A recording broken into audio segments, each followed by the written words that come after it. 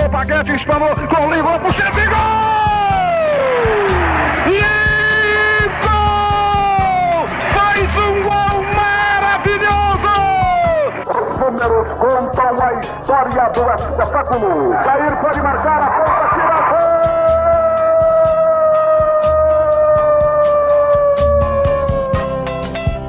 Se recordar é viver. A partir de agora, você está convidado a reviver nossas principais conquistas e glórias. Faltavam só 5 minutos pra terminar o jogo. Levou pro meio da área, preparou, rolou pro Josué. Deixou a bola passar na ponta, tira gol! Zé Paulinho, correu, bateu. Vai subir o Danival, subiu, a bola vai, bateu, atenção, gol!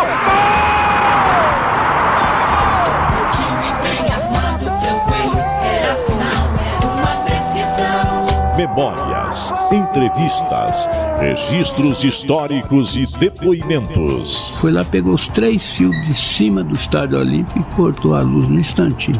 E foi o jogo todinho a gente atacando e não conseguia fazer o gol, né? Eu e o Ed fomos pro vestiário. Aí, na fúria nossa lá, nós agredimos fisicamente alguns jogadores. E fomos pro campo e ganhamos de 5-2. Sofria como louco, com o rádio colado no pé do ouvido.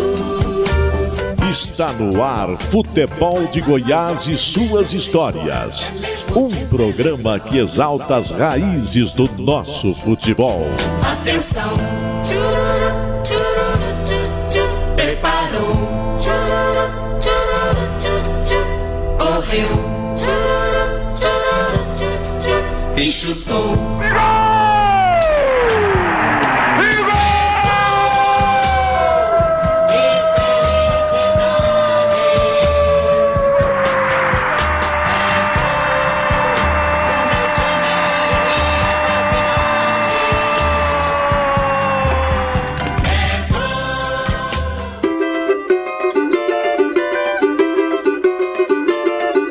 Autêntico menino da Vila, Márcio Fernandes foi um atacante formado nas categorias de base do Santos, a mesma que formou tantos craques ao longo do tempo. Mas para chegar às categorias de base do Peixe, Márcio teve de se destacar e muito nos campinhos de várzea da cidade praiana. Chegou inclusive à Seleção Brasileira de Novos, onde dividiu espaço com craques do futebol goiano, como Zé Teodoro e Luvanor. No futebol goiano, ainda como jogador, vestiu a camisa do Goiânia em 1990, quando o Galo Carijó conseguiu o vice-campeonato estadual.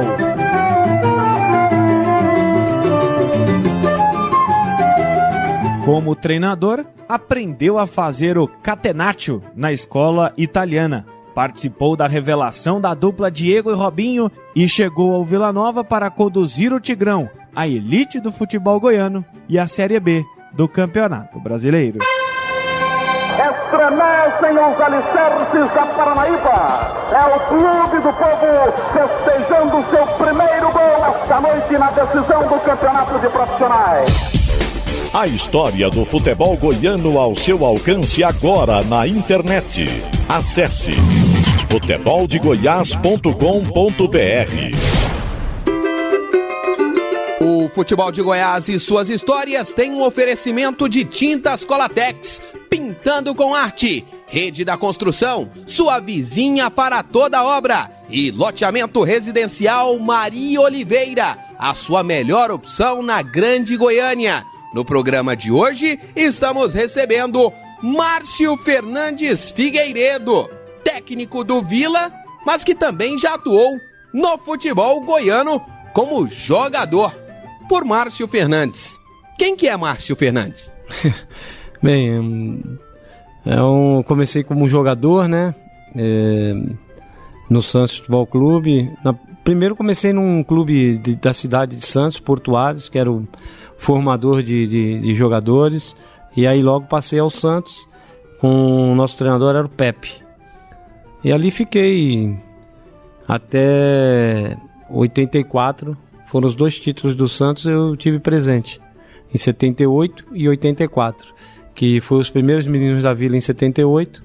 Em 84 foi uma redenção dos Meninos da Vila e agora já teve outra, né? Com Robinho, Diego. Então o Santos está sempre renovando esses meninos. Márcio, você como a primeira geração dos Meninos da Vila, como foi o seu início do futebol? Como que o futebol ganhou o Márcio Fernandes? Então foi por aí. Eu comecei num clube da cidade, que era o Portuários. Era o campeão sempre das categorias de base, campeonato santista, né? O Santos disputava, a Portuguesa Santista, mas o Portuários sempre reunia os melhores garotos. Tinha uma atenção maior, a diretoria do Portuários dava realmente uma estrutura muito, muito boa para os garotos e ali se formavam grandes jogadores. Os treinadores que dirigiam a equipe do Portuários eram treinadores assim muito competentes, que depois foram para o Santos, alguns, né? E aí o Santos ia recrutando esses jogadores, esses garotos, e passava a disputar um campeonato paulista já pelo Santos. E saíram muitos dali, né? O primeiro que saiu dali do Portuário foi o Marco Antônio, um lateral esquerdo, jogou no Fluminense há muito tempo atrás, foi na seleção brasileira de 70, campeão mundial. Então esse foi o primeiro jogador que saiu do Portuários. Depois saíram muitos, e o Robinho um deles. Saiu do futebol de salão do Portuários, ingressou no Santos. Né, o Diego também teve no Portuários. Bom, tiveram muitos jogadores, que agora eu posso esquecer de alguns e ficaria até chato, mas muitos jogadores saíram dessa equipe aí. E aí a gente ia para o Santos e seguia a vida, né? Jogando lá até chegar no profissional ou não, né? Muitos acabaram não sendo profissionais e deixaram pelo caminho assim a sua condição. Márcio, e ali no interior paulista, ali é um celeiro, né? Por que saem tantos grandes jogadores ali do interior de São Paulo? Olha, eu peguei uma fase muito boa do interior, né? Onde as equipes eram fortes. Às vezes você tinha um salário melhor nessas equipes do interior do que propriamente em time grande. Quando você saía, você era valorizado e essas equipes até pagavam bem. E tinham uma estrutura muito boa, como o 15 de Jaú, né, que era muito forte nas categorias de base, a Ferroviária, né, o Guarani e a Ponte Preta eram fortíssimos na categoria de base, mas falo isso hoje com muita tristeza, depois que a Federação Paulista passou a realmente a não dar mais apoio para o interior, aí se perdeu muitos jogadores pelo caminho, aí, grandes jogadores. E eu acho que isso foi realmente uma coisa muito prejudicial para o futebol paulista e brasileiro. Esse futebol pós-grupo dos 3, vamos chamar assim, ele matou o futebol no interior? Pode ser. É que quando começou o futebol, o Clube dos 13 começou mais no Campeonato Brasileiro, né? Mas eu acho que a partir do momento que a federação começou a não fazer mais aquele campeonato que fazia antes, com pontos corridos, todo mundo contra todo mundo, começou a fazer por chaves, as equipes jogavam contra 2 times grandes só, aí não tinha mais campeonato, paravam na metade, começou a ser time de 3, 4 meses só. Aí foram se perdendo, e a Lei Pelé veio também contribuir com isso, que os clubes não tinham mais força para segurar os jogadores, acabava o contrato, o cara ia embora para onde ele queria, e aí os clubes ficaram enfraquecidos e não começaram mais a dar importância para a base, foi onde que sumiu muitos jogadores. Você é o primeiro jogador da família Fernandes, já teve outros jogadores, no início você teve um incentivo em casa para ser jogador? Tive. O meu pai, ele não chegou a ser profissional, né? Mas ele foi, na Várzea Santista, foi um jogador que tinha realmente um nomezinho, né? Teve algumas oportunidades, mas aí preferiu trabalhar. Naquele tempo não tinha uma condição financeira tão boa assim. E aí ele deu preferência a entrar nas docas, né? Que era um lugar lá que mexe realmente com os navios, bem, até o nome já diz, né, as docas, então o Porto de Santos, e aí largou o futebol, né, passou a ser um hobby. Então ele, como ele não conseguiu, ele incentivava muito para que eu pudesse ser um jogador profissional, né? Então ele contribuiu muito para isso. Por isso que quando eu perdi naquele jogo contra a Portuguesa, realmente faltou. Falta realmente. A gente não sabe, fica flutuando, né? Porque uma pessoa que foi teu alicerce sempre na vida, o cara que te apoiou sempre, que deu os conselhos, que se sacrificou para que a gente pudesse conseguir alguma coisa, não tá mais, né? Então, aquele momento foi um momento muito difícil que eu não sei nem como que eu consegui superar algumas coisas. Na verdade, a gente sabe, né? Só por Deus mesmo que a gente consegue ter um equilíbrio para dirigir um clube e falar com o seu jogador perante uma coisa tão importante que você perde assim naquele momento. Mas eu acho que ele nos ajudou muito também, lá de cima, nos deu força para que a gente conseguisse aquele resultado. Então foi por aí. Até aqui você falou muito do Márcio profissional, do Márcio começando no futebol. Mas e o Márcio Pessoa? Como é que foi a sua infância? Como é que foi a sua vida, o início de tudo ali no interior paulista, ali no litoral paulista, hein, Márcio? Olha, eu não nasci em berço de ouro, então tinha algumas dificuldades, né? E a gente tinha que fazer alguns bicos para que a gente ganhasse alguma condição para ir treinar, né? Então, eu não sei se vocês sabem o que é siri. Vocês sabem o que é siri? Então, eu vendi siri na pista, né?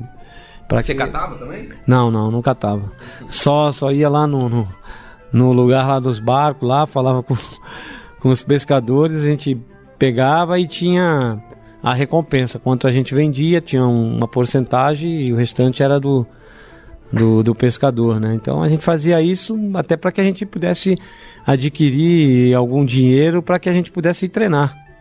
Então a gente tinha que pegar umas 2 conduções para chegar no treino do Santos. E lógico, meu pai também fazia muito sacrifício para que a gente tivesse essa condição. Então foi uma infância, eu acho que uma infância legal. Acho que tinha muitos campos de futebol, eu gostava muito de futebol e para mim futebol sempre foi tudo. Então a gente tinha muitos lugares para jogar. Hoje a gente vê a garotada não tem mais os campos para jogar, não dão muita importância mais para o futebol. Hoje é muito videogame. Eu acho que isso daí tirou realmente um pouco do brilho daqueles garotos. Eu acho que na rua a gente aprende muita coisa, né? E a malandragem do futebol a gente aprende muito na rua. E eu não vejo mais esses campos que dão condições para que isso aconteça. Márcio, e depois de vender os siris, pegar 2 condições, quem eram os companheiros que você encontrava lá nas categorias de base do Santos? Eu peguei muitos jogadores, assim, o Pita morava bem pertinho da gente, então a gente ia junto, peguei Juari, peguei Clodoaldo já numa fase assim, já parando, né, mas que aconselhava muito, Vitor, goleiro, Nelson Batista, que hoje é treinador, o Eduardo Batista era bem pequenininho, mascotinho, ia lá às vezes para ver o treino, o Nelson levava. Então peguei Ailton Lira, Rubens Feijão, né, João Paulo, Newton Batata e alguns garotos que começaram comigo, o caso do Cardim, o Rubens Feijão mesmo, né, Flávio, quem mais que o Gilberto Costa. Então o Peter era garoto também, Toninho Vieira. Então esses garotos que realmente a gente teve um crescimento junto dentro do Santos e me deram muita alegria, porque realmente eram fantásticos jogando, né? E jogar naquele time dos meninos da Vila era muito gratificante pra gente. Só de ser chamado de menino da Vila era legal. A gente chegava nos lugares, aí via os caras, cara tudo forte e tal, e a gente não tinha nem corpo ainda de homem ainda, né? Eram garotos mesmo, porque a maioria era 17, 18 no máximo, muitos com 16 e já estavam dentro do profissional. Então foi mais por uma necessidade do que propriamente um trabalho, os primeiros meninos da Vila, né? Surgiu assim o seu Chico, né? Que era o Formiga que montou a equipe E hoje, que Deus tenha, né, já faleceu, mas que ajudou muito esses garotos, e eu também, a gente chegar lá. Mas o primeiro treinador que me lançou não foi o seu Chico, né, foi o seu Wilton Chaves, foi um antigo jogador do Cruzeiro, depois foi treinador do Cruzeiro, e ele chegou lá, me viu jogando nos juniores, falou, pô, quem é esse ponto esquerdo aí? Os caras, é o Márcio e tal, não, eu quero ele no profissional. Aí no outro dia eu tava lá no profissional, e aí ele foi me dando chance, e aí foi que me lançou na equipe principal do Santos. Desse grupo que você citou aí, pelo menos 3 estiveram aqui no futebol goiano, assim como você, né, Márcio? O Ailton Lira jogou aqui no Itumbiara, o Chico Formiga foi treinador do Goiás, também já ali no final dos anos 80, e o outro, o Gilberto Costa, que jogou pelo Atlético em 1992, Tom. Tá certo, Geliese. E a seguir, Márcio, nós vamos saber um pouco mais desse início como menino da Vila. Combinado? Combinado. Futebol de Goiás volta na sequência. Hoje o nosso personagem é Márcio Fernandes Figueiredo. Hoje, técnico do Vila. No passado, menino da Vila.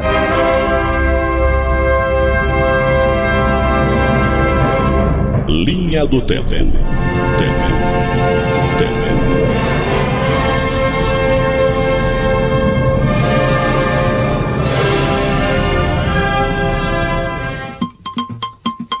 Década de 20. No dia 15 de novembro de 1929, nascia Vinícius Republicano do Brasil, ou simplesmente China, goleiro que atuou vestindo as cores do Goiânia Esporte Clube no início da década de 1950. O arqueiro alvinegro tem um nome bem sugestivo. Nasceu quando a República Brasileira completava 40 anos. Apesar de jogar no Goiânia, o goleiro treinou em rivais como Atlético e Goiás. Década de 40. No dia 15 de novembro de 1940, nascia em Florianópolis, Santa Catarina, Carlos Gainete Filho, que viria a se tornar um renomado treinador no futebol brasileiro. No futebol goiano, Gainete comandou o Goiás Esporte Clube entre 1988 e 1989, com relativo sucesso à frente do Verdão. No dia 15 de novembro de 1947, era fundado em Goiânia o Botafogo Futebol Clube, o famoso Botafoguinho do Zé Decreto. Time que movimentou o futebol amador da capital e disputou inclusive o Campeonato Goiano. O Botafogo de Goiânia vestia as cores alvinegras em homenagem ao Xará Carioca. Diversos jogadores dos primórdios do futebol goiano iniciaram suas respectivas carreiras no time de Zé Decreto. Em 1955, o Botafoguinho se tornou Sírio-Libanês. Futebol de Goiás e suas histórias. Redescobrindo o passado para compreender o futuro.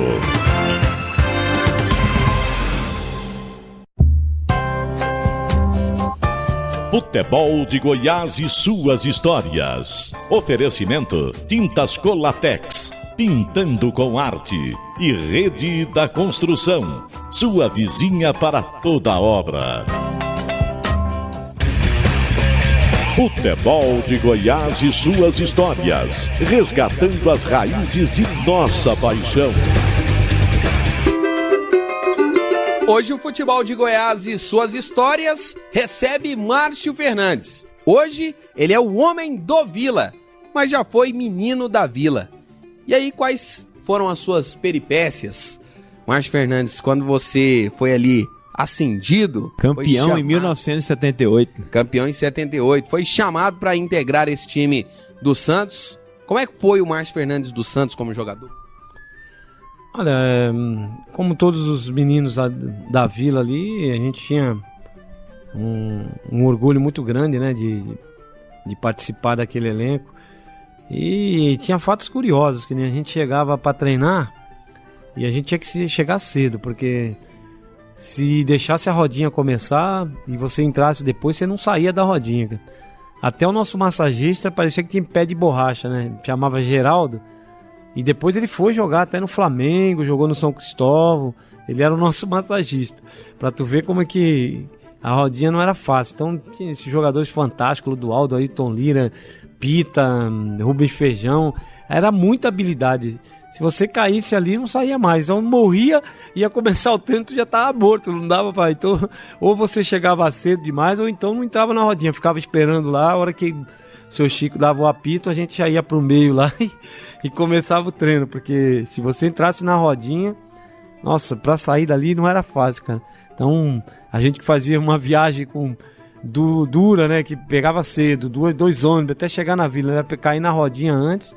Então, eram algumas coisas assim pitoresca, né? E a gente chorava até para ficar na concentração, né? Porque ali à noite tinha muita conversa, brincadeiras, né? E era muito legal a gente estar junto com aqueles jogadores fantásticos, né? Hoje em dia a gente já não vê isso, né? Os garotos não dão tanto valor para isso. A gente entrava no ônibus do Santos, por exemplo. A primeira vez que eu entrei no ônibus do Santos, eu sentei no lugar, né? Chegava cedo, aí sentei no lugar, aí o motorista falou pra mim, olha, melhor você levantar daí que é o lugar do Clodoaldo. Aí eu peguei, desci do ônibus, fiquei em frente na padaria lá esperando. A hora que todo mundo foi, eu fiz assim pro motorista, ele falou. Aí eu fui, o lugar que tava sem lugar, eu sentei. E ele tava sentado lá mesmo, não? Tava sentado lá. Então hoje em dia, pô, o garoto entra, senta, se você falar alguma coisa, ele fala que tem lugar marcado, cara, já não tem mais esse respeito, né? Antes a gente tinha esse respeito, mas era gostoso, era muito legal, eles também valorizavam isso, dava muita força pra gente, conversava muito, e orientava isso, que às vezes a gente sente falta disso. A gente vê, nesse grupo do Vila é um grupo muito bom, porque a gente vê os jogadores mais experientes, eles orientam os mais novos, conversam muito, eu vejo, e isso é muito importante, me lembra aquele tempo de antigamente, quando eu ainda era jogador no Santos. E esse é o segredo do sucesso do Santos, em revelar tantos jogadores, é conseguir mesclar jovens atletas, potenciais craques, com ídolos atuais do elenco, para que possam ir aceitando e acostumando com o que é o clube, a rotina do clube, a importância do clube? Isso é um dos fatores. O outro realmente é a torcida. Eu acho que são uma das poucas torcidas que entende um garoto. A cobrança não é muito em cima do garoto. Então, quando você é lançado no time de cima, eles parecem que aceitam tudo do garoto.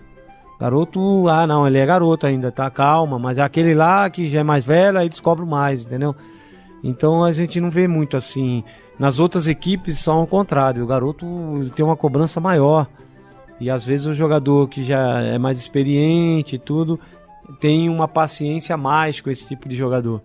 No Santos é o contrário. Então os garotos, eles têm realmente uma paciência com o garoto erra, mas eles estão sempre incentivando, dando força, a não ser que comecem a ver os garotos em baladas, aí não, aí ele já realmente já muda, e aí já picham a vila, já sabe, para que o garoto tome realmente ciência que não é por ali.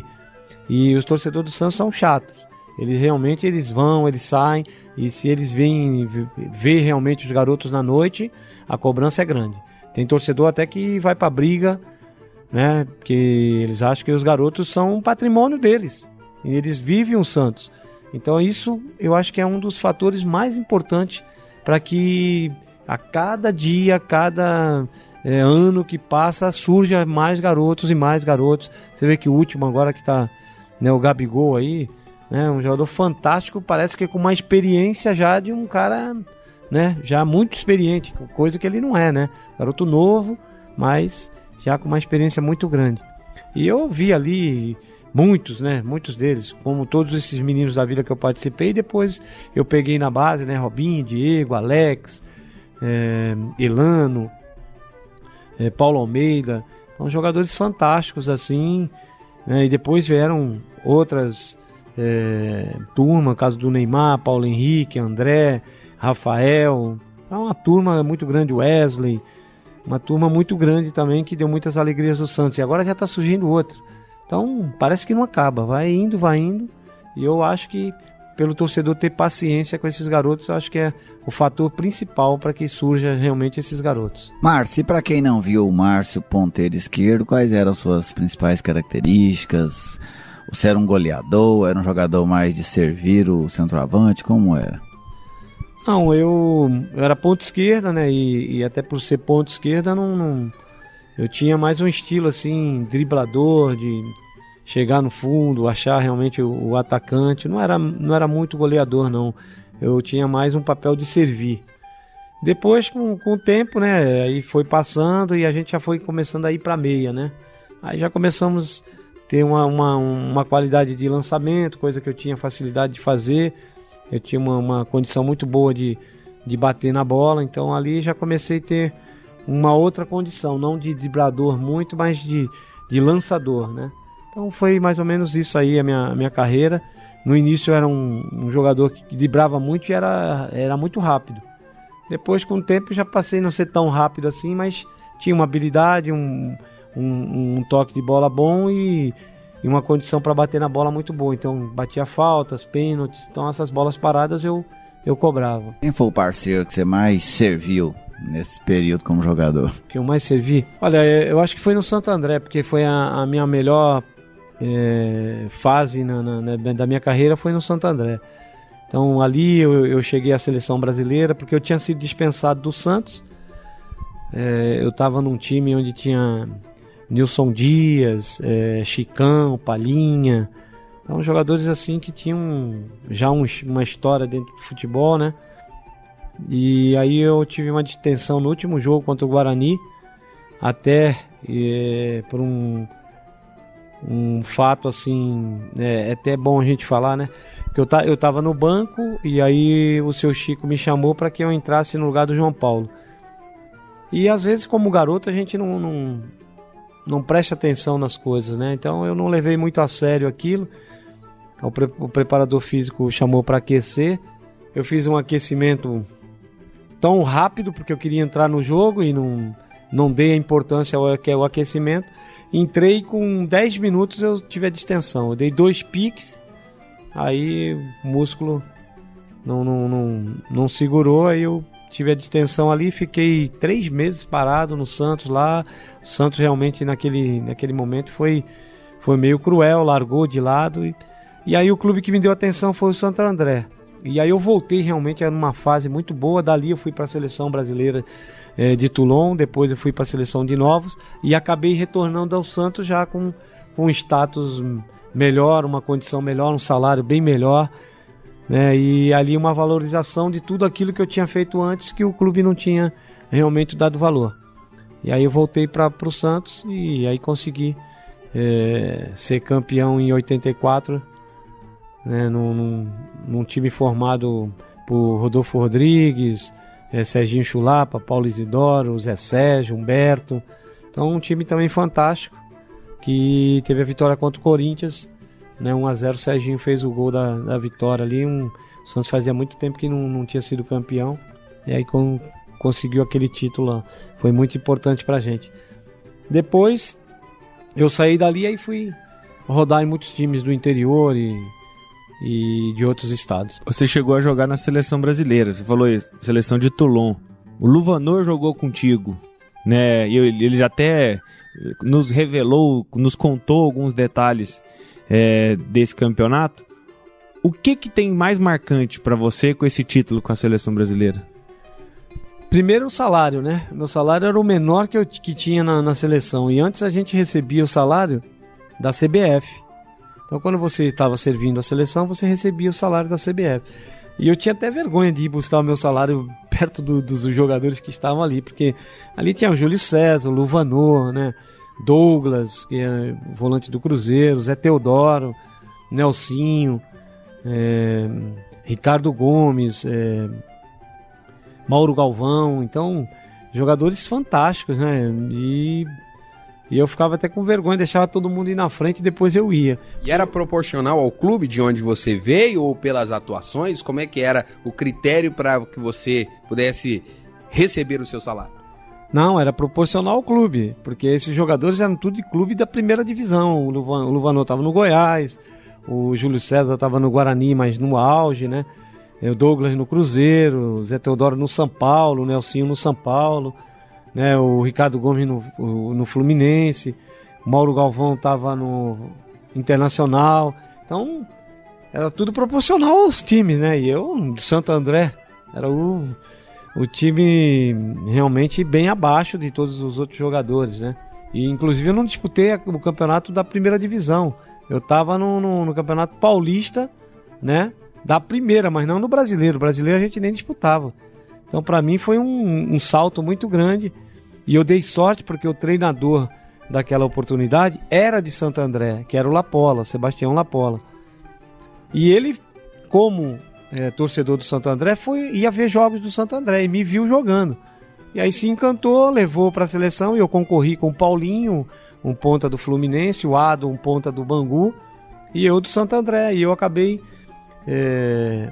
sendo realmente escolhido por ele para jogar nessa seleção. Ainda tinha o Geraldo, tinha o Mirandinha, jogadores que já tinham... O Geraldo era um grande ídolo do Botafogo, Mirandinha já estava no Palmeiras, então eram jogadores que realmente tinham um passado grande, né?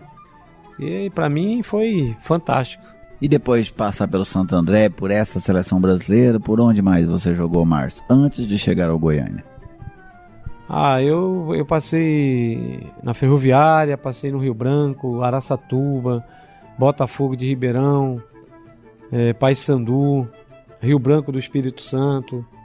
Esse time do Rio Branco do Espírito Santo foi um time que foi fantástico no brasileiro, porque foi o Paulinho de Almeida que montou, e ele levou 13 jogadores de São Paulo, né, do Campeonato Paulista.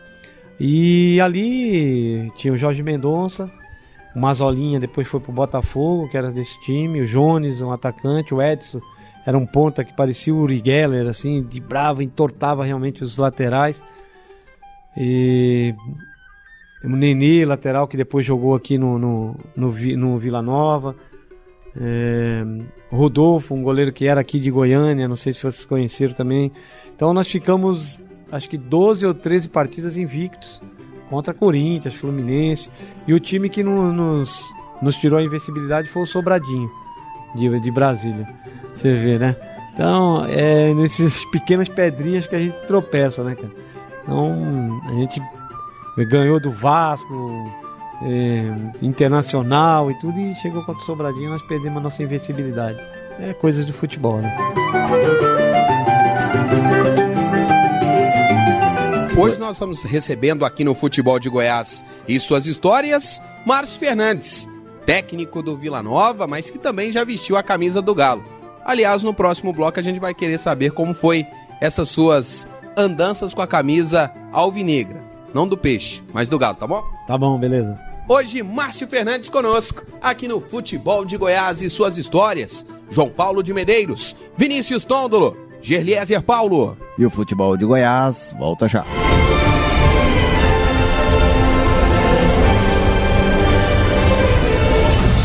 Curiosidades, estatísticas, fatos marcantes.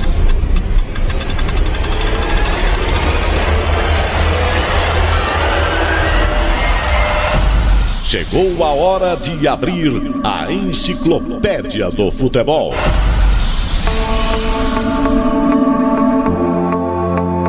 O Campeonato Goiano de 1990 foi disputado por 14 times. O Goiânia fez uma grande campanha. No primeiro turno, o time alvinegro chegou à decisão contra o Goiás. No segundo turno, o Galo parou na semifinal, outra vez derrotado pelo Clube Esmeraldino.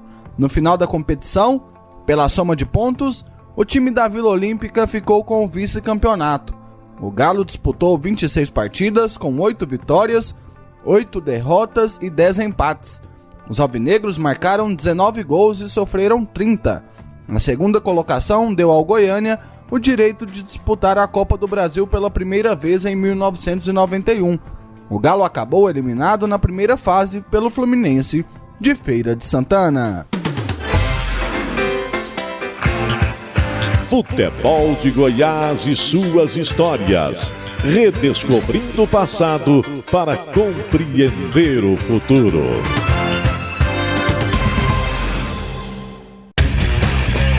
Futebol de Goiás e suas histórias, resgatando as raízes de nossa paixão.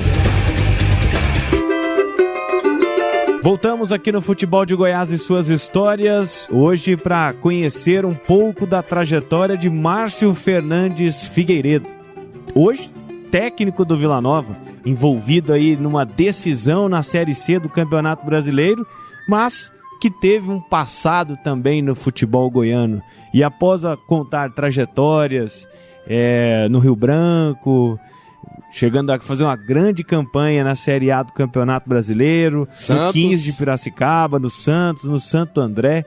Márcio, como você veio parar em Goiânia e no Goiânia? Então, eu tava no 15 de Piracicaba, né? Aí o nosso presidente do Goiânia naquela época era o Ibrahim. Aí ele foi lá em Piracicaba e fez o convite, conseguiu a liberação no 15 e a gente veio. Eu tinha maior sonho, né? Porque eu não tinha jogado no Serra Dourada. Aí eu falei, não, minto, eu tinha jogado no Serra Dourada, mas não assim, nenhum campeonato goiano. Aí eu falei, porra, vai ser legal demais, vou pra lá, eu quero... Porque eu lembro bem quando nós fizemos um jogo aqui contra o Vila e contra o Goiás, eu gostava muito de ficar nas banheiras, né? Eu falei, porra, aqui é demais o Serra Dourada, porque era o estádio... Todo mundo queria jogar no Serra Dourada. Falei, nossa, eu vou jogar lá no Serra, lá, porra, lá é demais, aquele gramado, era um gramado todo desenhado. Falei, não, eu quero ir.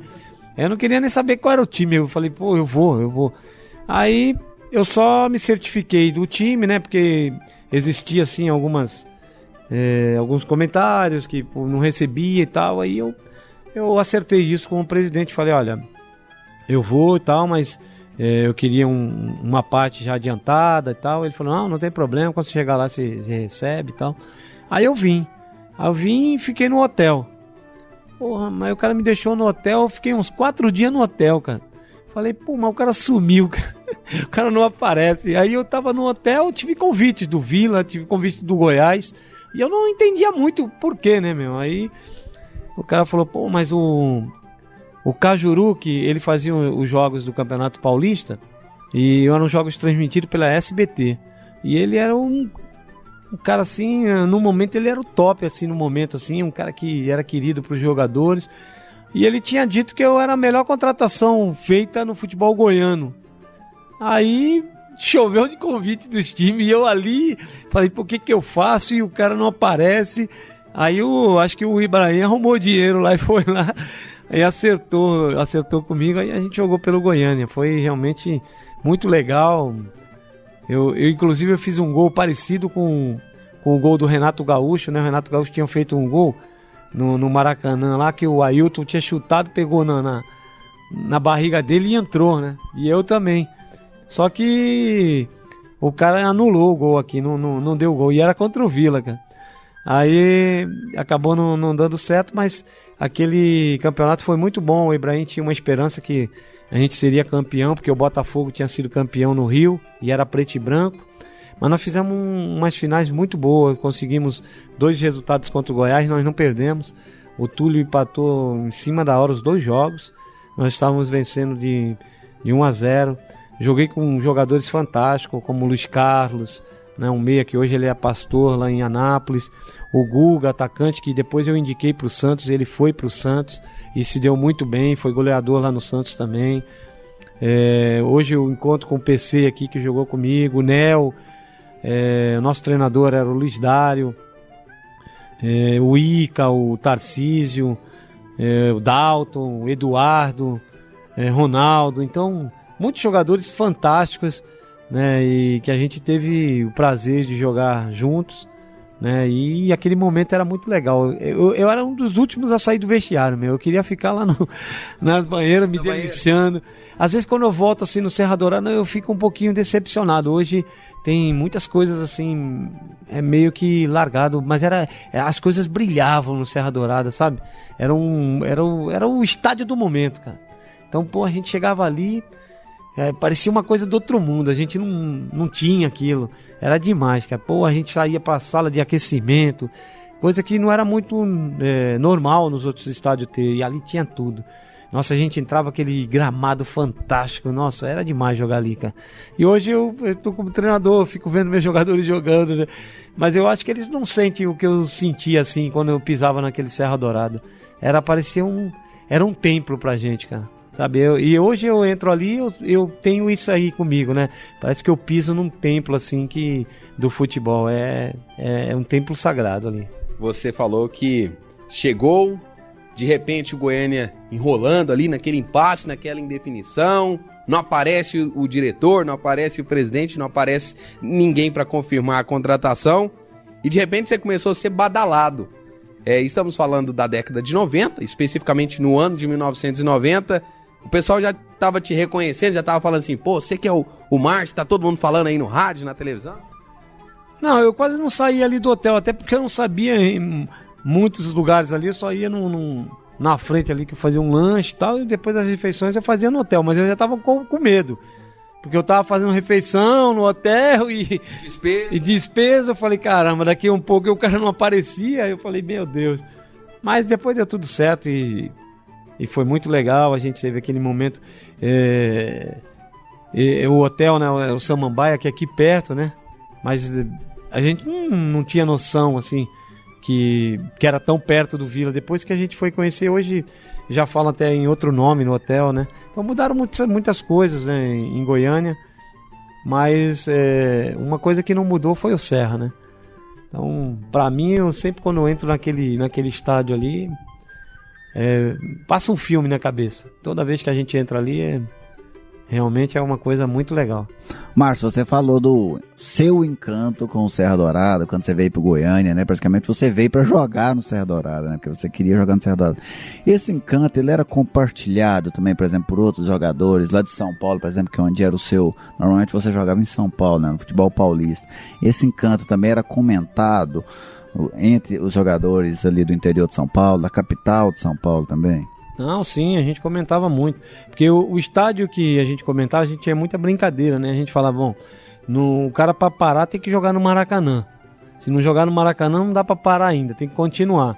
E o outro era o Serra, porque o Serra foi depois, então a gente fala, bom, agora já tem 2 campos, é o Maracanã e o Serra. Se o cara não jogar no Serra, não dá pra parar. Então, como a gente teve a oportunidade de vir jogar o Campeonato Goiano, então os jogos foram todos... A gente pensava, tudo no Serra, mas não foi. A gente jogou alguns jogos no Serra e os outros no estádio que hoje está parado, né? No Olímpico, né? E hoje a gente passa por ali, está muito bonito, muito diferente do que a gente encontrou ali. Mas a gente jogou alguns jogos contra o Atlético, né? Que foi no Olímpico e eu tive até uma oportunidade de rever o Marçal num encontro que teve aí da CBF e tudo. O Marçal estava lá, foi muito legal. Tinha o Valdeir, né, que jogava no Atlético. Então, foi grandes jogadores que a gente conheceu aqui. E foi uma passagem muito legal, cara. Eu recordo com muita alegria. Eu fiz amigos naquela época que até hoje eles vêm aqui me visitar aqui no Vila, né? E uma das coisas que eu via, e eu passei isso quando eu cheguei, era a torcida do Vila, né? Aí eu ficava pensando, caramba, se o Goiânia tivesse essa torcida, a gente ficava pensando. Era difícil, a gente entrava, não tinha ninguém. Aí falava, pô, tinha uns lá que adoravam o Goiânia, que nem... Eu vou num terço que tem um torcedor do Goiânia. Eu acho muito legal, cara. Fala, porra, continua assim, porque ele não tem o Goiânia bem ou tá mal, ele é Goiânia, entendeu? Eu acho muito legal, assim, a fidelidade, sabe? E hoje ele torce até um pouquinho pro Vila. Ele fala, olha, eu torço porque você tá lá e tal, eu torço pro Vila. Mas eu sou goiano. Então é muito legal ver aquela camisa daquele tempo, rapaz. Que ele vê lá uma camisa... Até hoje ele tem esse torcedor? Tem. Ele vai lá no terço com a gente. Pediu autógrafo pra você? Não, mas a gente conversou bastante. Ele me mostrou uns álbuns que ele tem lá do Goiano. No tempo que tava o Siloé, sabe?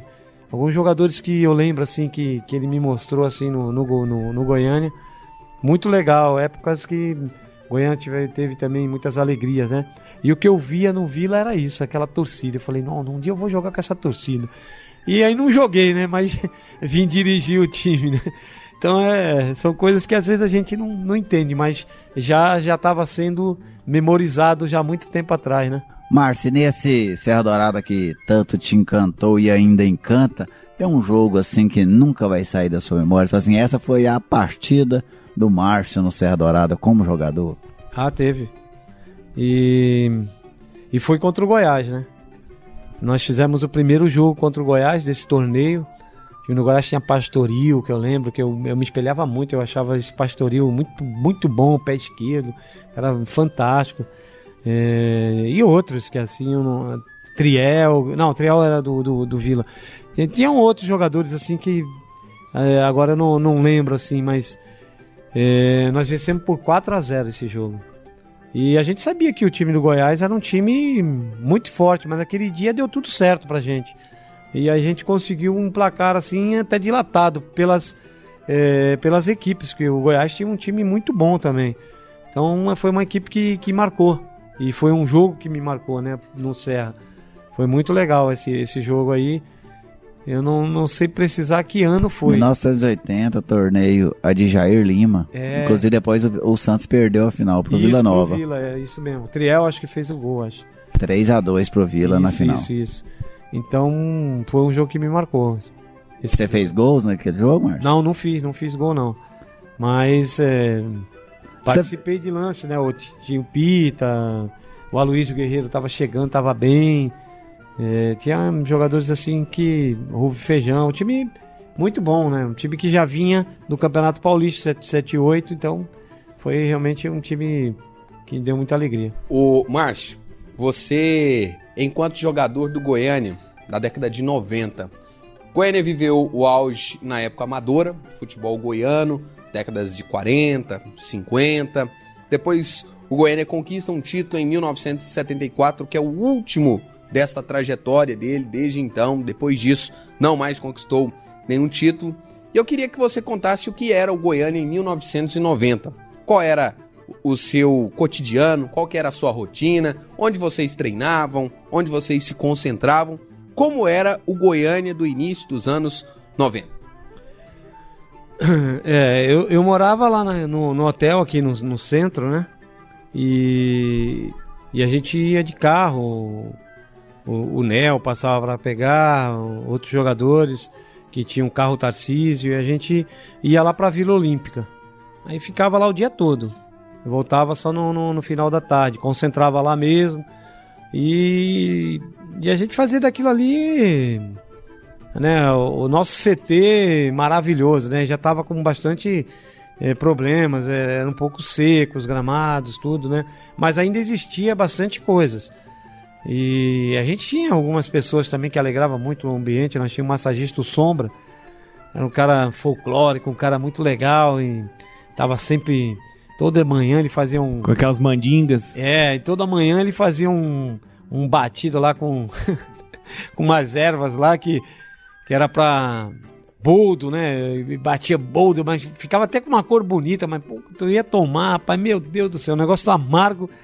Mas aí o Sombra era um cara assim que à noite assim, ele gostava um pouco de sair, então quando a gente chegava de manhã tinha que tomar esse suco de boldo aí, que não era fácil, cara.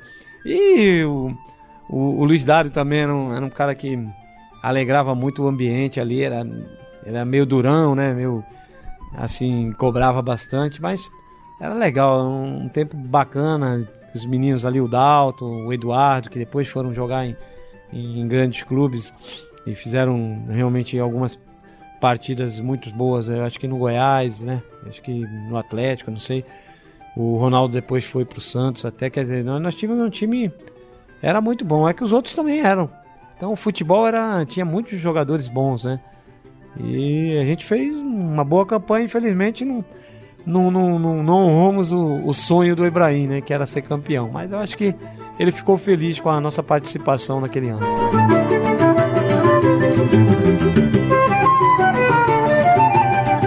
Hoje estamos recebendo aqui no Futebol de Goiás e suas histórias, Márcio Fernandes. Até brincávamos no início do programa. Hoje ele é o homem do Vila, mas já foi menino da Vila também.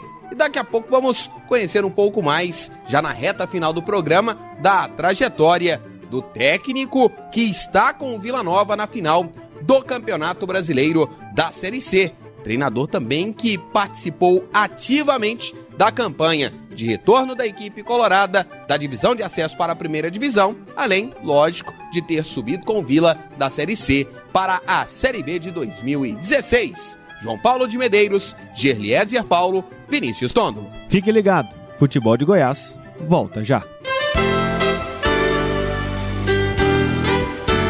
Biografia. Os personagens da nossa história.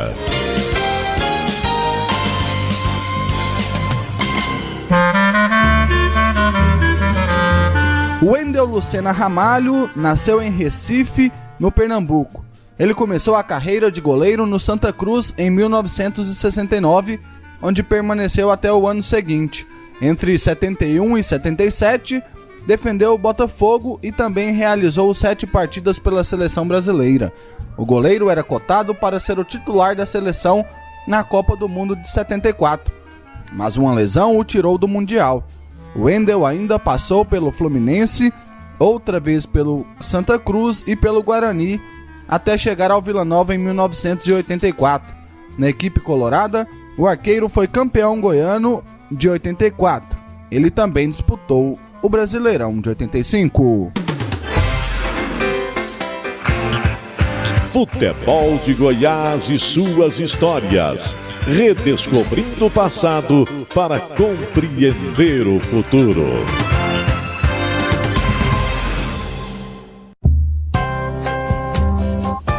Futebol de Goiás e suas histórias. Oferecimento: Tintas Colatex, pintando com arte. E Rede da Construção, sua vizinha para toda obra.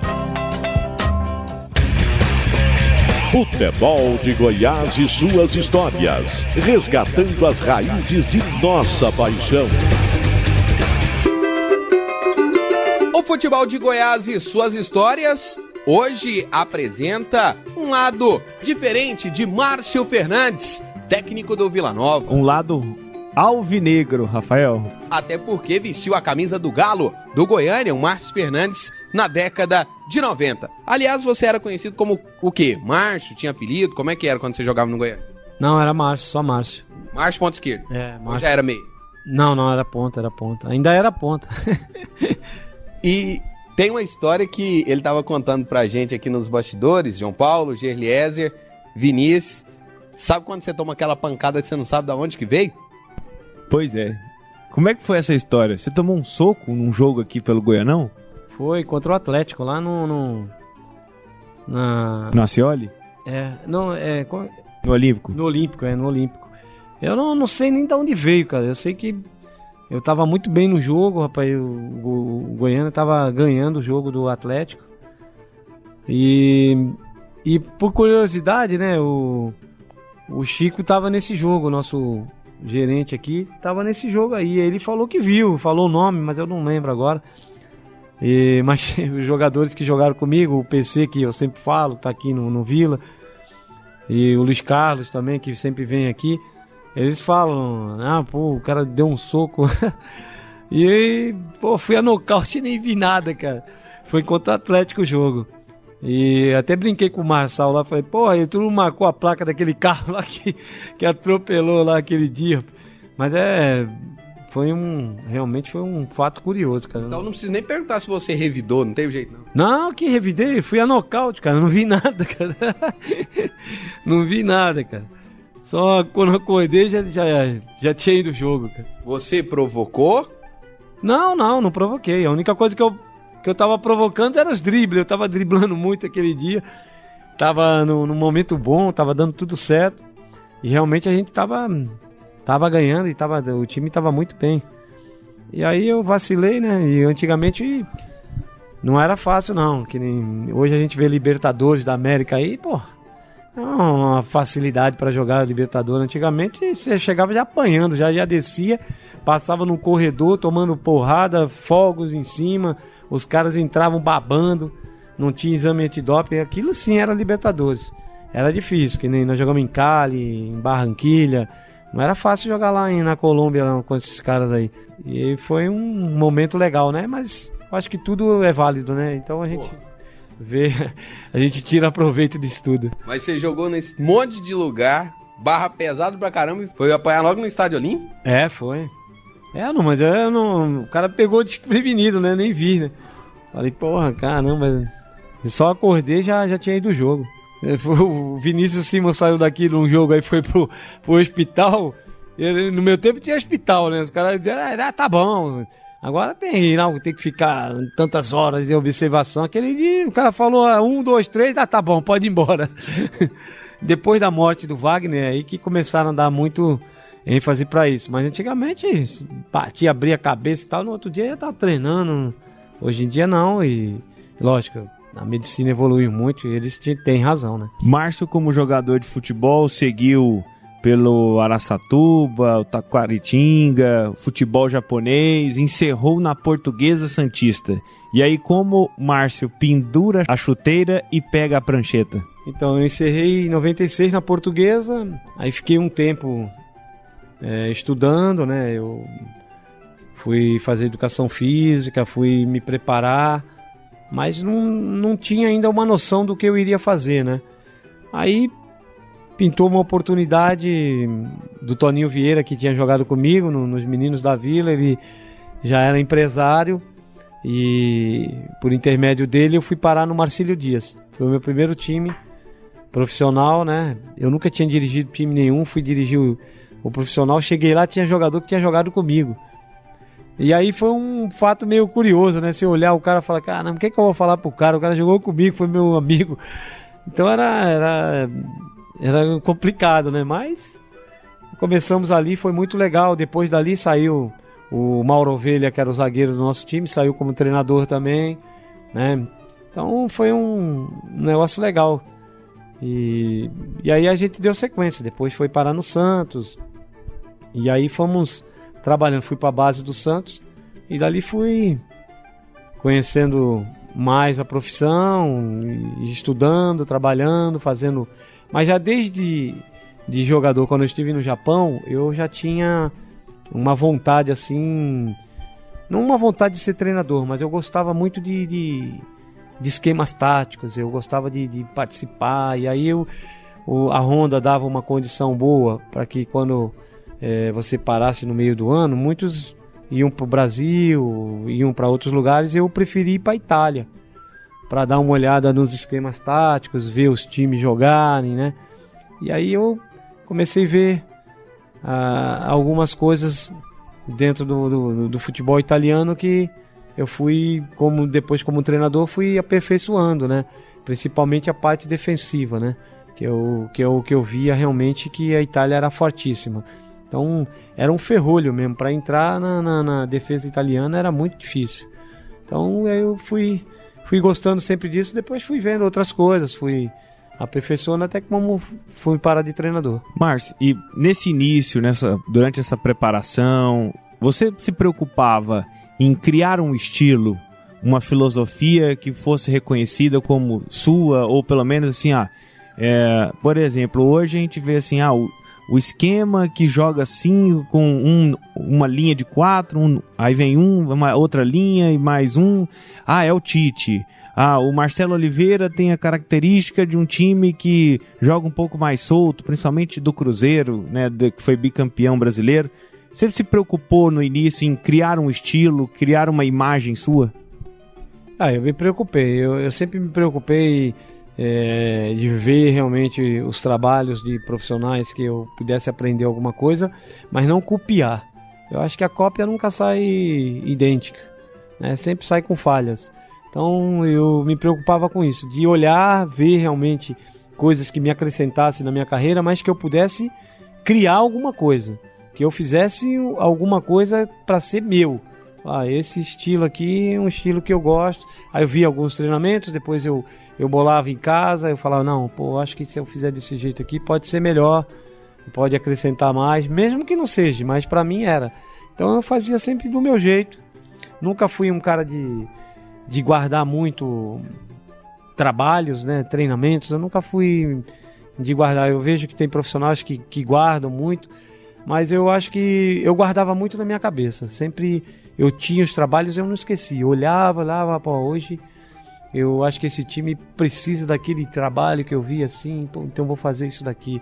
Eu acho que a gente tem que melhorar esse poder defensivo, esse poder ofensivo.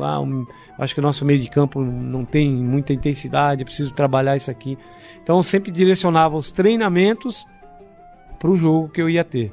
Então sempre meus treinamentos é visando o jogo que eu vou ter. Então meus jogadores sabem, quando eles estão fazendo um tipo de trabalho ali, mesmo que seja de campo reduzido, ele tem um fundamento. É para aquilo que eu estou fazendo. Eu estou usando agora esses 3 meios meus, a marcação individual, a marcação pressão, marcação no campo, uma marcação mais um pouco mais no nosso campo. Então eles sabem o que eu quero, e aí eu peço para eles fazerem durante o treinamento, para que depois eu possa ir moldando as partes e aí fazer um todo. Eu não gosto muito de coletivo, mas eu sempre faço um ou outro assim, para que eu possa colocar todas as partes que eu fui trabalhando, né, em conjunto, e façam todas as partes trabalharem juntos.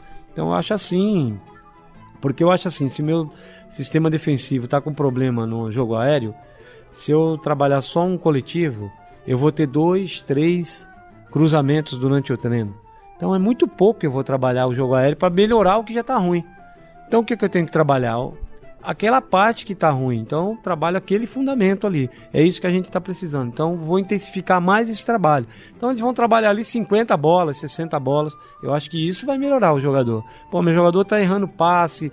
Eu tenho que trabalhar posse de bola com esse jogador. Meu zagueiro trabalhar com a perna esquerda, trabalhar com a perna direita. Eu trabalho muito isso. E outra coisa que eu gosto de trabalhar, e uma vez eu tive uma reunião com o diretor da Juventus, que na época...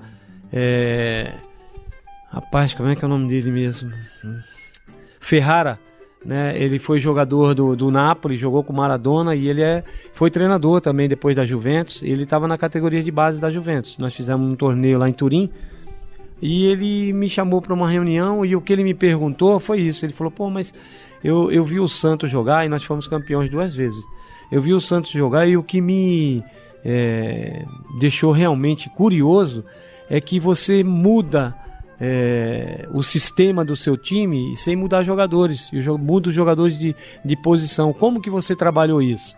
Aí eu até brinquei com ele, né? Falei: pô, Ferrari, então tu me traz aqui para Juventus, aí eu te explico como é que é. Mas o que eu fazia muito na base do Santos era realmente colocar jogadores em outras funções. Na base eu acho que a gente tem que trabalhar isso. Porque você vê só, o Wesley, ele era simplesmente um atacante quando ele chegou. Então ele jogou como lateral direito, ele jogou como lateral esquerdo, jogou como volante, jogou como meia e jogou como atacante. Hoje ele se adaptou como volante, mas ele conhece todas essas funções. O Vinícius, que está aqui hoje, trabalhou comigo, trabalhou como volante, trabalhou como zagueiro, trabalhou como lateral. Ele se adaptou melhor como volante, como zagueiro. Então outros jogadores conheceram outras funções. Eu acho isso muito importante, porque o futebol hoje é muito versátil. O cara não pode só conhecer uma função, né? Então isso que despertou assim, um interesse no Ferrara, e eu achei muito legal. Eu falei: pô, é sinal que a gente está num caminho bom, né? Se o cara gostou desse tipo de coisa, é sinal que viu alguma coisa boa dentro do Santos. E você vê que os jogadores do Santos, eles têm essa facilidade, né? O Neymar já jogou como meia, já jogou como atacante. Então, isso tudo foi realmente legal. E eu acho que isso é uma coisa que eu trago comigo. Muitos, às vezes falam, né? Mas, pô, por que talvez não saíram mais garotos no Vila? E aí eu explico. Eu gosto muito dos garotos. Só que o momento que a gente pegou no Vila era um momento de vencer. Era um momento de conquistar. E aquele momento a gente podia realmente podar alguns garotos com atuações, com talvez um mau entendimento do torcedor, porque o torcedor estava sedento de vitória. E ele não ia entender muito uma colocação de um garoto que tivesse tempo para jogar, tempo para ele poder evoluir, para ter uma maturação maior. Então hoje eu já vejo que tem alguns garotos dentro do Vila, que a gente vem trabalhando já há algum tempo, que num futuro bem próximo vão dar alegrias ao Vila. Então, às vezes a gente tem que ter um pouco de cuidado, né, para lançar o garoto, mas eu vejo aí que tem jogadores que logo logo o Vila vai ter alegrias com eles. Marcio, você falou sobre a sua preparação para se tornar treinador, esse período de transição, mas eu queria voltar só um pouquinho no tempo. Quando você era jogador, você já enxergava em você esse perfil de comandar, esse perfil de liderança, ou você conseguiu alcançar efetivamente esse patamar? Foi com a preparação que você obteve, com os cursos que você realizou depois de encerrar a carreira? Olha, eu acho assim, existem alguns tipos de liderança, né? Eu acho que no tempo que eu jogava, eu consegui uma certa liderança pela condição técnica que eu tinha, não pela condição de líder nato, de poder me expressar com os jogadores, não. Eu consegui algumas coisas porque eu estava jogando bem, aí eu conseguia dentro do grupo algumas coisas, encaixando dentro de alguns jogadores. Eu sempre tive essa facilidade de conversar, quando eu via que estava algum amigo precisando, ou sei lá, alguma palavra amiga, encostar e tal, eu tinha essa facilidade. Mas eu via mais por uma condição técnica do que propriamente um líder nato. Mas depois de estudando, fui fazer faculdade para que eu pudesse ter um entendimento melhor, para que eu tivesse um conhecimento maior para discutir com o preparador físico, com o fisiologista, para que a gente não caísse de paraquedas, né? O cara tá ali, mas não sabe nada, ele só sabe dar coletivo, não sabe discutir, não sabe o que está acontecendo, o desgaste do jogador, por que é isso, por que é aquilo. Então eu fui fazer a educação física para que me desse esse conhecimento, né? E aí sim eu fui angariando essa condição. Até para falar você tem que ter um certo conhecimento. Às vezes você tem que saber que realmente tem jogador que você pode chamar um pouco mais atenção, outro que você tem que ser um pouco mais calmo para falar com o jogador. Isso tudo a gente foi, vendo realmente com estudo e aprendizagem dentro do campo, só como um treinador mesmo, que você vai conhecendo. Eu passei a auxiliar, vi que realmente um auxiliar tem que fazer, você tem que ter muita calma, saber o momento certo para chegar no treinador, né? Porque às vezes o treinador não está com a cabeça para te entender naquele momento. Existe muito, como eu posso falar, o cara fica meio cismado que você vai puxar o tapete dele, entendeu? Que nem eu trabalhei com o Sérgio Farias, né? Ele era treinador da seleção de base do Brasil. Para eu ganhar a confiança desse treinador, eu demorei um tempo, mas eu não atropelei, sabe? Então eu deixei que ele realmente visse isso, a confiança, porque a confiança é uma coisa que você vai conquistando durante o tempo. Se você começar a atropelar, querer que o cara confie em você, aí você acaba extrapolando o negócio e não dá certo. Então, a partir do momento que ele foi tendo confiança, aí eu fui vendo, aí fui colocando algumas coisas. E hoje, como treinador, eu tenho meu filho como auxiliar, eu passo isso a ele. Que tem momentos que você não deve falar nada. Você tem que segurar, você tem que saber o momento, olhar no treinador, ver realmente se é o momento de você colocar alguma ideia, colocar alguma coisa, porque o auxiliar não é aquele que fala amém, mas é aquele que sabe entender o momento certo de falar. Porque às vezes você coloca uma palavra errada no momento errado e você atrapalha tudo, né? Então você tem que ter calma. E o meu filho tem um perfil bom para isso, e procurei também dar essa condição a ele, para que ele estudasse, para que ele pudesse evoluir dentro do futebol, mas na parte teórica, né? Não só na parte técnica, prática. E eu acho que a gente está trilhando um caminho bom aí, né? E eu acho que daqui um pouco, é lógico, isso é uma coisa normal, ele vai ter a condição dele, né? Então, eu acho que a gente nunca sabe tudo, a gente está sempre aprendendo. Eu acho que quando a gente achar que já sabe tudo, não aceita mais opinião, é momento de parar, entendeu? Porque eu acho que de tudo, em conversa aqui, a gente está batendo um papo, você faz uma colocação, se eu tiver com a mente aberta, quem sabe a sua colocação me sirva para um dia. Fala, aquele cara me falou aquele negócio aquele dia, talvez eu possa fazer isso aqui, eu possa acrescentar, e ajuda, pode ter certeza que ajuda. É claro que existem aqueles caras aproveitadores, né? Aí os caras entram em momento errado, quer colocar alguma coisa, quer te forçar alguma coisa, aí eu já não sou um cara que aceito muito esse tipo de colocações. Márcio, e você vira técnico da base, assume o Santos, segue o seu caminho, começa a construir seu nome, e o quão foi interessante ou te chamou a atenção chegar naquele time que tinha uma torcida que te encantava e que tinha uma das missões mais complicadas, como foi essa de 2015?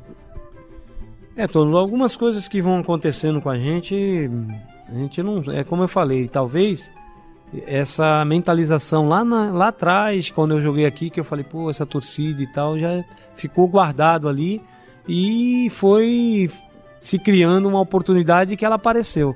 E quando ela apareceu, foi muito legal. Eu falei, pô, acho que é um mercado que pode abrir para mim. Eu nunca tinha trabalhado como treinador no mercado de Goiás, de Goiânia, né? Então, eu achei que vi trabalhar no Vila, um time grande que no momento passava por uma situação difícil, seria um ponto de partida, né? Então eu falei, eu acho que vai ser legal. Tive alguns problemas na chegada, né?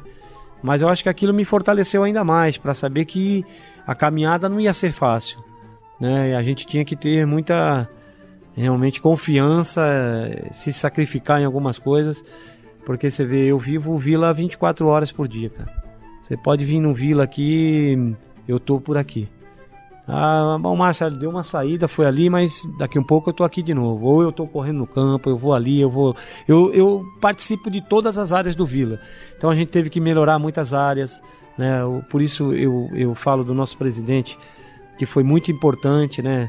Tanto ele, como o Chico, como o Hugo, são muito importantes nesse crescimento do Vila, porque não é só colocar o time dentro de campo. Então nós tivemos que melhorar muitas áreas, como a lavanderia, como a cozinha, né? Como algumas coisas que tem aqui dentro, funcionários, alguns. Então melhoraram muito. Hoje você entra no Vila, você vai na cozinha, as cozinheiras estão tudo sorrindo, tudo vive o Vila, entendeu? Isso traz uma energia muito grande. O que a gente viu aqui quando chegou era uma energia muito negativa. Pessoas que sofreram muito, então estavam com o coração sofrido e não estavam abertos para vitórias, para alegria, para sorrisos. E isso depende muito, fazem muita diferença no dia a dia. Hoje o Vila é totalmente diferente. Não é o ideal, mas já melhorou muito. E isso tudo foi com o entendimento do nosso presidente, dessas pessoas que também vivem o Vila 24 horas, caso do Hugo, caso do Chico. Você vê aí, são pessoas realmente que se doam demais para que o Vila possa se apresentar dentro do Serra Dourada ou qualquer lugar do Brasil, né? Honrando sempre o nome do Vila Nova. Naquela divisão de acesso, Márcio, assim, qual foi o maior peso que teve para você, assim, para você realmente conseguir fazer com que o time alavancasse? E qual a importância que o título do Campeonato Goiano da Segunda Divisão teve para sua carreira? Olha, eu acho que o acesso foi merecedor pelo grupo, né? Eu acho que os jogadores se doaram muito para conquistar aquilo ali, mas sempre foi realmente difícil. E nós conseguimos um acesso depois de praticamente a nossa torcida desacreditar. Depois de uma derrota contra o Anápolis, eu escutei muitos torcedores falando que não ia dar mais, e nós acreditamos, fomos até o final. Mas é como eu falei, essas pessoas que eu citei antes, que foram realmente importantes para que não deixassem o barco afundar, né? A gente teve um furozinho ali, mas a gente consertou rapidinho, né? A caminhada teve aquele tropeço, mas nós conseguimos dar a volta por cima. E só conseguimos isso porque nós fomos fortes, não só dentro de campo, fomos fortes fora de campo. Então essas pessoas que eu citei foram as pessoas que incentivaram, que deram força nos momentos difíceis, né? Porque naquele momento a nossa autoestima estava meio baixa. Pô, nós não vamos ser campeão do acesso, porque a cobrança era muito grande, né? Então era ser campeão ou ser campeão, não tinha outro. Se nós fôssemos vice, já não servia. Iríamos subir, mas não ia ter nenhuma alegria. Eu acho que os nossos torcedores não iam aceitar muito. Então eu acho que o momento mais difícil nosso foi esse daí. E foram essas pessoas que nos deram força, né, para que a gente conseguisse esse título goiano. Depois, quando fomos entrar no campeonato na Série C, foi mais uma vez dúvidas, desconfianças. Esse time eu acho que não vai chegar, esse time vai cair. E nós conseguimos mais uma vez reverter isso. Como que conseguimos? Com muito apoio espiritual, né? Muita entrega realmente, Deus na frente de tudo, porque eu acho que Deus sem a gente vai continuar sendo Deus, mas nós sem Deus, nós não vamos ser nada. A gente precisa já fechando o programa, mas você por muitas vezes se mostra um cara muito espiritualista, um cara muito voltado a Deus. E sem dúvidas, um dos momentos mais marcantes da sua passagem aqui pelo Vila Nova foi aquele jogo contra a Portuguesa. Pelo que aconteceu em campo, o jogo, o acesso, mas também fora de campo. Como você conseguiu trabalhar? Como foi para você? Hoje você, já aqui no programa, utilizou, em determinados momentos parece que eu estava flutuando. Para quem não sabe, o Márcio Fernandes perdeu o pai naquele momento ali de decidir se o Vila subiria ou não para a Série B do Campeonato Brasileiro. Como foi? Como você conseguiu? Repasse esse exemplo para quem passa tantas dificuldades, Márcio. A primeira coisa que eu pensei, né, porque o meu pai sempre falava isso para mim, né, que ele queria ver eu sempre campeão, e graças a Deus nos clubes que a gente foi, a gente conseguiu algumas vitórias, alguns títulos, né, então eu pensei, falei, caramba, meu pai queria tanto que eu subisse o Vila, né. Agora no momento mais... Você chegou a conversar isso com ele? Ah, eu falava muito, né? Eu sempre tinha muito contato com ele sempre queria saber como que tava. E ele falava isso, né? Você tem que subir, pra sua carreira subir, o Vila é um time grande. E aí naquele momento eu perdi. E aí eu me perguntei, eu falo tanto de equilíbrio pros meus jogadores. E agora o comandante vai estar desequilibrado? Porque eu realmente perdi o chão. Falei, caramba, o que eu vou fazer agora? Mas aí, falei, o momento que a gente tem é pensar, parar e rezar. Para que Deus possa nos fortalecer, possa nos dar sabedoria para trilhar o caminho certo. E o que eu pedia para o meu pai era isso. Falei, pai, se eu queria tanto que eu conseguisse isso. Agora chegou um momento, eu não tenho o senhor aqui. Mas o senhor está aí em cima. O senhor pode me abençoar, o senhor pode me fortalecer a ter força para superar isso. Porque o que eu pude fazer para o senhor em vida, eu fiz. Agora eu não tenho mais nada para fazer. Agora o senhor tem muito para fazer por mim. Então foi isso que eu pedi. E graças a Deus eu acho que eu fui iluminado por ele, por Deus acima de tudo. E aí conseguimos aquele acesso, né? Foi muito emocionante. A nossa torcida realmente deu um show e um exemplo fantástico de torcida. E só Deus para explicar tudo isso. Márcio, aquele sábado lá no Canindé, e até pela morte do seu pai anteriormente, pode dizer que é o dia mais ambíguo da sua vida?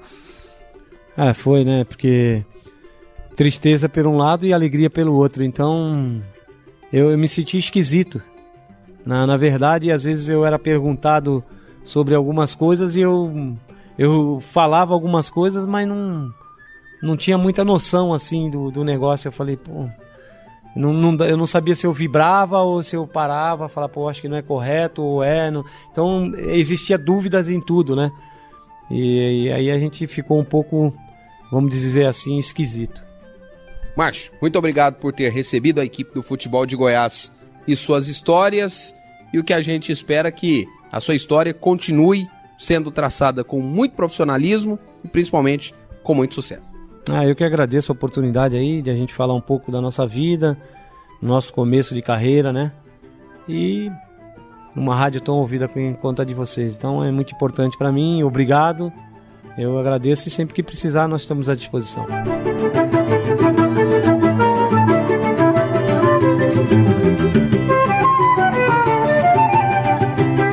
Márcio Fernandes, hoje em um perfil diferente, abrindo muito da sua vida como jogador, como catador de siri, aliás, vendedor de siri no litoral paulista.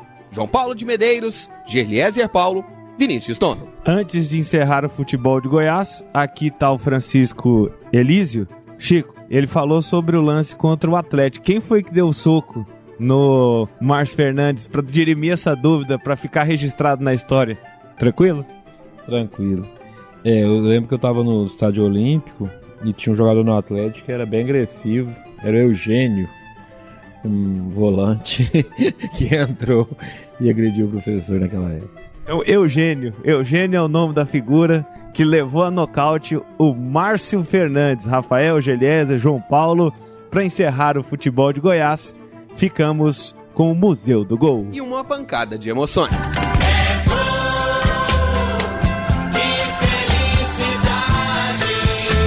É hora de vibrar. É hora de se emocionar. E atenção que vamos repetir o gol. Números contam a história do espetáculo. 8 minutos, o clássico do ano. Vai, Jair pode marcar, a ponta, tira a gol.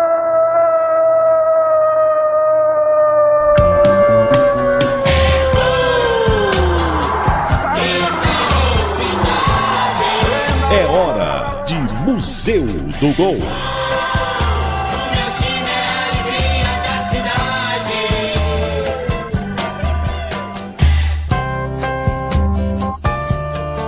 Sem almejar grandes objetivos na Série A 2009, o Goiás enfrentou o Santo André no estádio Serra Dourada e o venceu por 3-1, de virada pela 35ª rodada. Naquele dia, Fernandão marcou 2 vezes e ajudou a construir a vitória esmeraldina. A emoção do gol é de Alípio Nogueira. Gol, gol! Rádio 730, a Rádio Show do Brasil! Alípio Nogueira. E Arley pra bola, correu, levantou, bola boa, Fernandão, de cabeça! Sacudiu! E sacudiu, e sacudiu, e sacudiu.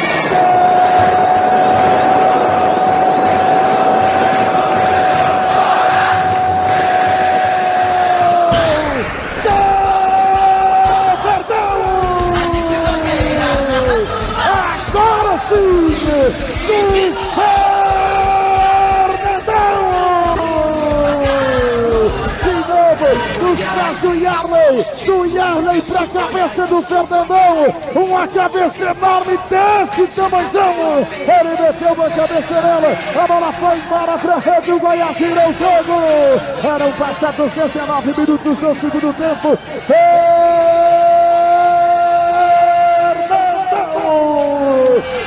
Vira da virada, vira do vermelho, para fazer vibrar o meu amigo Pepeu Araújo, o Everildo Leão Donizete, o Fabinho e a Fabiana, vendeu, 2 do Fernandão, 1 para o Santo André.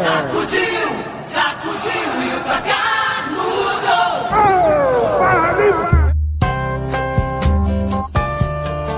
Fica por aqui a edição de número 82 do programa Futebol de Goiás e suas histórias, e as histórias de Márcio Fernandes, ex-jogador do Goiânia, do Santos e técnico do Vila Nova. Abraçando aos nossos ouvintes, aos nossos internautas, Aristóteles Cardoso, Guilherme Alacoque e Jean Carlo, por interagirem conosco em nossa fanpage no Facebook, Futebol de Goiás com Y e Z. Tem um jogo inesquecível? Acesse futeboldegoias.com.br. Lá já encontramos mais de 50 mil jogos cadastrados e muitas histórias do nosso futebol. Um grande abraço e até o próximo final de semana. Futebol de Goiás e suas histórias. Oferecimento: Tintas Colatex, pintando com arte, e Rede da Construção, sua vizinha para toda obra. Atenção, preparou, correu e chutou.